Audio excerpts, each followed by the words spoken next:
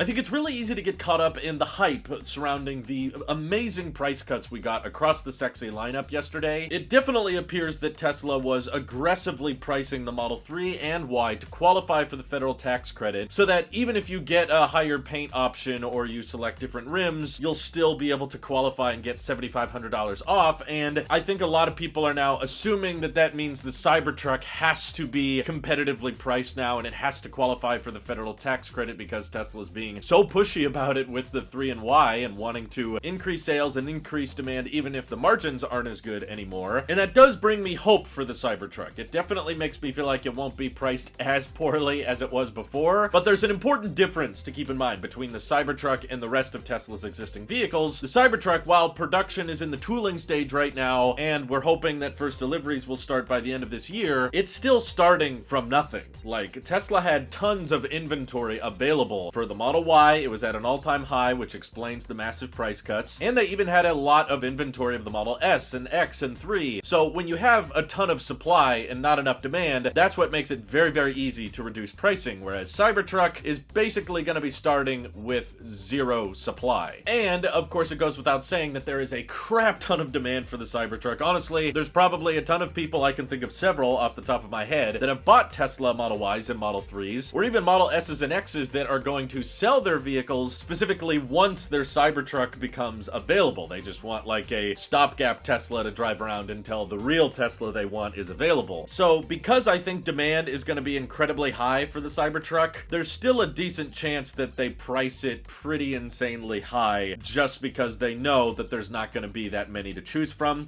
the beginning. And you know, when you price vehicles incredibly low and then you start having a multi-year backlog, basically you're leaving free money on the table because there's going to be a ton of people that just happen to live by Giga Texas, so they get first dibs on Cybertruck deliveries, and then they have a vehicle that tons of people are willing to pay them more than what they paid. So basically it encourages scalpers. There's a very high likelihood that the secondhand market will pay a massive premium for the Cybertruck, and then random customers will be able to take advantage of that supply and demand asymmetricality, which isn't really a good financial position to be in for Tesla, and you don't know what the price to build the truck is going to be after a year or 2 years. So for logistics reasons alone, I don't think it's a good idea to have multi-year backlogs, and I'm personally very grateful that we're no longer in that situation, at least with the sexy lineup. But pricing the Cybertruck high, even if that means not qualifying for the federal tax credit, will be the best way to prevent that multi-year backlog from getting worse and worse for Tesla. However, just for the sake of this video, I still want to play devil's advocate and mention that, okay, maybe Tesla's mindset with keeping prices super low is we're heading into a recession and people aren't going to be as comfortable spending this kind of money on electric vehicles or pickup trucks. And I realize that there may be a flaw in a lot of my thinking, right? Because Elon told us back in December of 2021 that they were going to start Cybertruck with quad motor production. But something that I probably don't mention enough on my videos and streams is that Tesla changes plans left and right all the time. And it's been well over a year since Elon made that tweet, and there really hasn't been much other concrete information from Tesla or from Elon that has said, yes, we're still planning on starting with quad motor. If we just assume for a minute that Tesla does want to qualify for the federal tax credit on the Cybertruck, even though they probably won't qualify for the full $7,500 because we don't know where the materials for the battery pack are mined yet, there's a decent chance the Cybertruck will only get a $3,750 tax credit. And then again, the battery material requirements go up in 2024, although it does turn into a point of sale rebate at that point, and Cybertruck deliveries probably aren't going to start until late 2023, so not as massive as a tax credit as we're seeing right now for that $7,500, but let's just say Tesla really wants to qualify for it. Maybe they've changed plans a little bit since Elon originally made that claim back in 2021, because a lot has changed since then, particularly with the ramp up of the 4680 batteries. Tesla has reported that they are building enough 4680 batteries to build 1,000 vehicles a week, and they've made lots of 4680 Model Ys available in existing inventory. Currently the cheapest Model Y, which is about $51,000 before the tax credit, which is great. But we've noticed something about these 4680 Model Ys in the teardowns from Sandy Monroe, as well as the breakdowns from Jordan from the limiting factor, that these cells,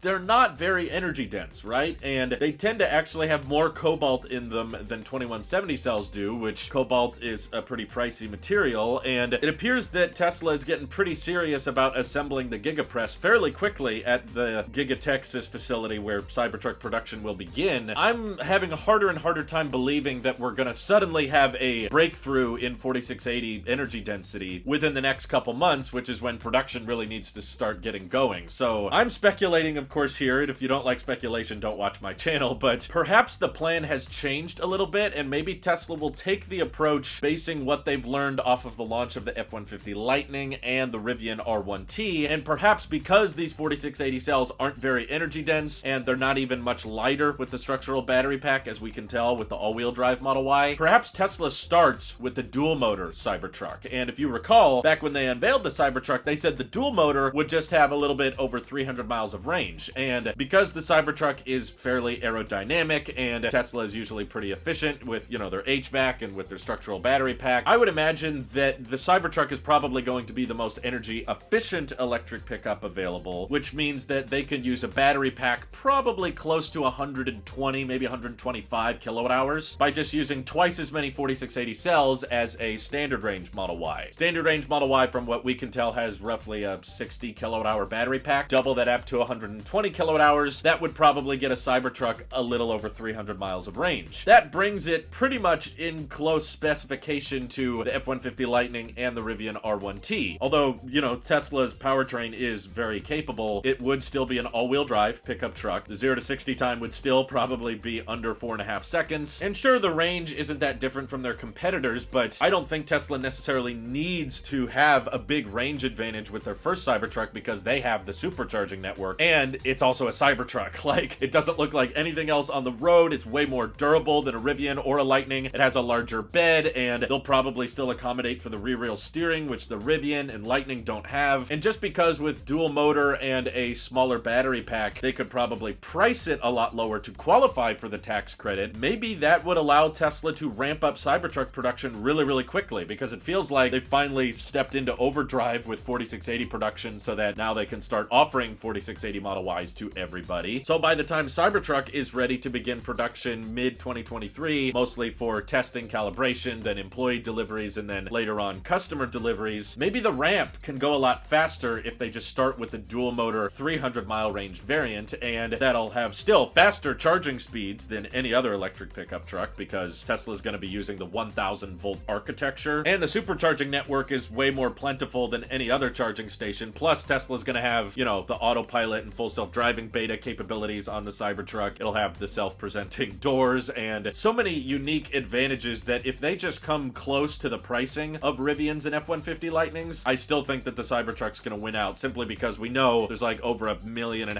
reservations for those things. So maybe Tesla will just say, we'll work on the 500 mile range variant down the road once we increase the energy density of 4680 cells. But if Tesla really does care about qualifying for the tax credit, and in 2024, which is when the bulk of Cybertruck deliveries will be, it'll be the tax rebate at that point, using 120 kilowatt hour battery packs makes a lot more sense in my head than trying to prioritize the 500 mile range first, especially when, if you compare any other electric vehicle with 500 miles of range, yeah, that thing's gonna cost well over $100,000, and there's basically very little chance in my head that you could get a 500 mile range pickup truck sub $80,000. That's just way too good to be true, and I don't think it's necessarily that Tesla couldn't afford to sell it for that much. It's that the backlog for that trim would be absurd. If you told all existing Tesla owners that, hey, there's a $79,000 truck that's really $75,000 after the rebate that can go over 500 miles on a charge, tons of people would suddenly be selling their Model S's and X's. Who wants that crap anymore? I don't even need a bed. I don't really need a truck. I just want a vehicle that doesn't take gas, that's capable of supercharging and 500 miles of range. Oh yeah, the backlog on that vehicle would be absurd, which is why the idea of starting with the dual motor, which isn't that much crazy of a value compared to the Model S and X or compared to the Model Y. You know, you really don't want a huge influx of people ordering the Cybertruck that don't necessarily need it, because that in return might actually end up cannibalizing lots of Tesla's other vehicles. I think I know a lot of people that buy the Model S long range, not really because they like the yoke or they like the capacitive buttons or they like the hatch design. They just buy it because this is a long range supercharging capable EV, which makes it the king of road tripping. So maybe keeping it to the, you know, 320, 330 mile range on the Cybertruck and starting it below the tax credit will not let demand get too crazy out of control, but I still think it should be mentioned that Tesla's probably not going to surprise us that heavily with Cybertruck pricing because demand is off the charts with that truck just because it's unique and it's special, and Tesla has a ton of brand power because this is the most bizarre looking vehicle you'll ever see on the road until Aptera launches. And prioritizing a trim of the Cybertruck that you can scale very quickly probably is Tesla's best bet. So there's several hypothetical situations on. I'm not super convinced of going either way. Like, yeah, it would be amazing if the quad motor, 500-mile range Cybertruck still qualified for the tax credit, but I just have such a hard time believing that when the tri-motor Model X Plaid is $120,000. And yeah, it has paint and it has Falcon Wing doors, but the Cybertruck has armored glass and built-in air compressor and outlets and a vault and rear wheel steering and the self-presenting doors. Like, the Cybertruck is arguably more complicated of a vehicle than the Model X Plaid. The idea that they would charge $40,000 less for it, and the production line is starting with 0, whereas Model X Plaid, they have an existing